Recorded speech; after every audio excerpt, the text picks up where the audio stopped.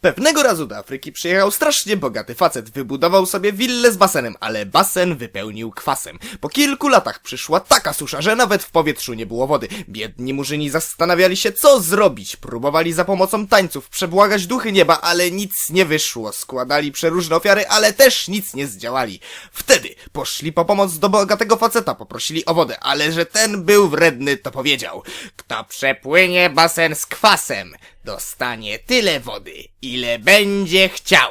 Na to murzyni ustawili się na brzegu, bogacz dał sygnał do startu, a ci myk skoczyli do basenu, jednak prędzej czy później cali się rozpuścili. Ustawiła się druga grupka murzynów, później trzecia, czwarta, piąta, jednak nikomu nie udało się dotrzeć do drugiego końca basenu. Kiedy ustawiła się szósta grupka, jeden z murzynów nie wytrzymał i wskoczył do basenu. Płynął tak szybko, że z całego ciała stracił tylko nogi i pół tułowia. Wyszedł na brzeg, po czym podbiegł do bogatego faceta, a ten krzyczy: Falstart!